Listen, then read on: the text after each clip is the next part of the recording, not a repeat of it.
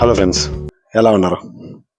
మనం పుట్టినప్పటి నుంచి చనిపోయేంత వరకు చాలా కోరికలు వస్తూ ఉంటాయి. అందులో కొన్ని జరుగుతుంటాయి, కొన్ని జరగకుండా కూడా ఉంటాయి. అయితే ఏదో సంపాదించాలి అని కొన్ని వేల కిలోమీటర్ దూరంలో కువైట్ అనే దేశంలో జాబ్ చేసుకుంటే నాకు అనుకోకుండా సెలవులు రావడం, ఆ సెలవుల్లో ఈసారి శారదా ఎట్టి పరిస్థితుల్లోనే సరే కంప్లీట్ చేయాలి అని నేను అనుకోవడం. అలాగే నేను కువైట్లో స్టార్ట్ అయ్యి శారదా మొత్తం కంప్లీట్ చేసినంత వరకు చాలా స్ట్రగుల్స్, చాలా ఇష్యూస్. బుకింగ్స్ లేవు, ట్రైన్ బుకింగ్స్, బస్ బుకింగ్స్ ఏమీ లేవు. జస్ట్ ఫ్లైట్ దిగాను, అక్కడ ట్రైన్ ఎక్కాను, వెళ్ళాను, మొత్తం తిరిగి వచ్చాను. అదంతా జర్నీ అసలు ఎలా జరిగింది, నా జీవితంలో అనుకోలేని ఒక ప్రయాణాన్ని, అసలు జీవితంలో ఇక్కడికి వెళ్ళాలి అనుకోని ఒక ప్రదేశానికి ఫస్ట్ టైం వెళ్ళినా సరే జీవితంలో ఇదే కదా జీవితం అనేలా అయిపోయినటువంటి ఈ యొక్క జర్నీని నా జీవితంలో మర్చిపోలేనటువంటి, అసలు మరవలేనటువంటి ఒక జర్నీ కోసం మీకు చెప్పబోతున్నాను. నాతో పాటు మీరు కూడా నా చార్ధామ్ జర్నీలో వచ్చేయండి.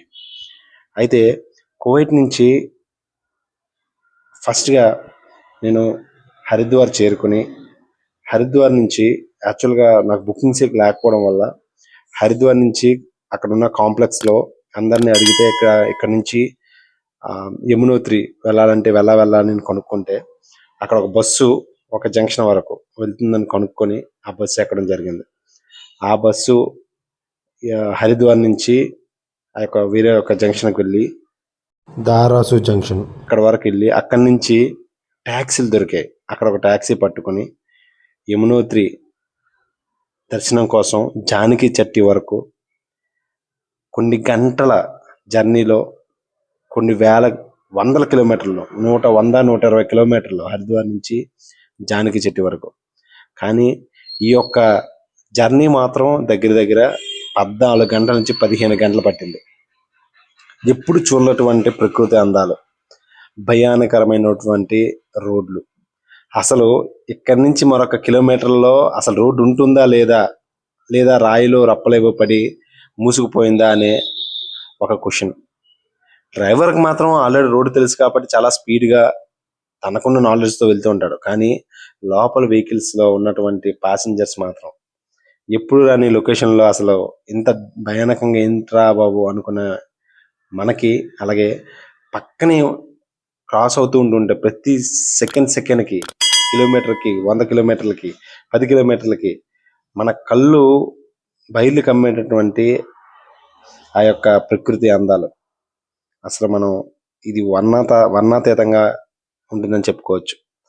అయితే జానకి చక్కి చేరుకున్నటువంటి నేను అక్కడ నైట్ రూమ్ స్టే తీసుకొని నైట్ స్టే చేసి మరుసటి రోజు ఎర్లీ మార్నింగ్ 4 గంటలకు లేచి స్నానం చేసి 4:30కి జానకి చట్టి నుంచి ట్రెక్కింగ్ స్టార్ట్ చేశాను.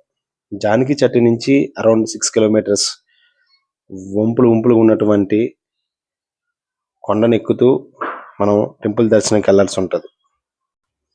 ఈ ట్రెక్కింగ్లో అందమైన దృశ్యాలు, అసలు మనం ఇటువంటి లొకేషన్కి ఎప్పుడు రానటువంటి లొకేషన్కి వెళ్ళిన తర్వాత మన మైండ్ ఎక్కడికో తెలియనటువంటి ప్రపంచానికి, అదే ఒక స్వర్గానికి వచ్చామా అని మైమరిపించే ఆ యొక్క ప్రకృతి అందాలు, అందమైన వంపులు తిరిగే సెలయేరులు, ఆ యమునోత్రి అందాలతో పాటు దూరంగా కనబడే అందమైన హిమగిరులు, ఎక్కడో సౌత్ ఇండియా ఆంధ్రప్రదేశ్లో ఉన్నటువంటి నాకు ఒక పల్లెటూరులో ఒక పచ్చదనం, అంటే ఒక వ్యవసాయం రిలేటెడ్ పచ్చదనం చూస్తాం. అంతేగాని ప్రకృతి అందాలుగా వర్ణిస్తూ డిఫరెంట్ సౌండ్స్ అవనియండి, పక్షుల కిలకర రాగాలు అవనియండి, ఆ ప్రకృతే ఆ దేవుడు చెక్కినటువంటి ఒక ఇల్లుగా మారి మనందరికీ మనసుకి ఇది కదా జీవితం అనిపించేలా చేసే ఒక్కొక్క లొకేషన్ ఈ యొక్క హిమగిరులు. ఈ యొక్క హిమాలయ పర్వతాలు ఉన్నటువంటి గొప్పతనం ఏంటంటే ఇక్కడికి ఎటువంటి వాళ్ళు వచ్చినా సరే వాళ్ళ మనసుకి కావలసినటువంటి ఆనందాన్ని కంటే వాళ్ళ జీవితానికి సరిపడేంత బరువును మొత్తాన్ని కూడా ఆనంద రూపంలో ఇచ్చి తిరిగి ఇంటికి పంపిస్తుంది.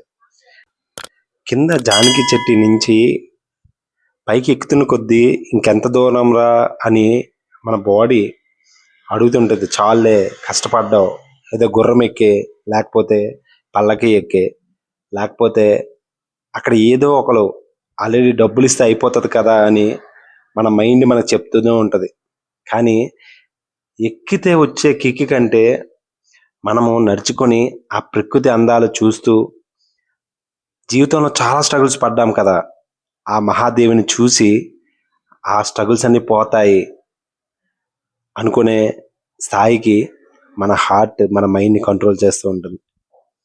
అయితే ఈ యొక్క జర్నీలో చాలామంది డబ్బులు పెడితే గుర్రాలు ఎక్కారు, అలాగే పల్లకి ఎక్కారు, అలాగే ఒక మనిషి ఇంకొక మనిషిని మోసుకుంటూ ఆ మాత వరకు తీసుకెళ్లారు. కానీ నేను ఈ 6 కిలోమీటర్లు నడుచుకుని వచ్చి ఆ యమునోత్రి మాత దర్శనం చేసుకోవడానికి చేసినటువంటి ప్రయత్నం నిజంగా వర్ణనాతీతం. ఫైనల్గా ఆ మాత ఒడికి చేరుకున్నాను.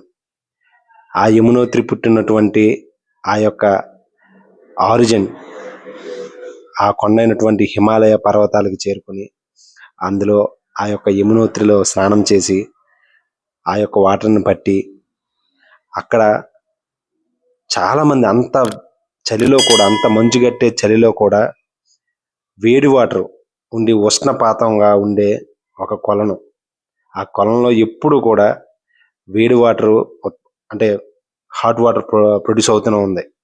కొన్ని వందల మంది, వేల మంది ఆ తల్లిని దర్శనం చేసుకొని ఆ యొక్క ఆ యొక్క వేడి కొలంలో రైస్ వేసి అది ఉడికించి దానినే ప్రసాదంగా తీసుకుంటారని ఇక్కడ టెంపుల్లో ఉన్నటువంటి వాళ్ళు చెప్పారు. అయితే ఆ తల్లి దర్శనం చేసుకొని ఈ జన్మ ధన్యమైంది అని అక్కడ కొన్ని లొకేషన్స్లో కూడా చూస్తూ జీవితం ఇదే కదా అని నా హార్ట్ఫుల్గా మెమరీస్ని ఫిల్ చేసుకొని తిరుగు ప్రయాణం అయ్యాను.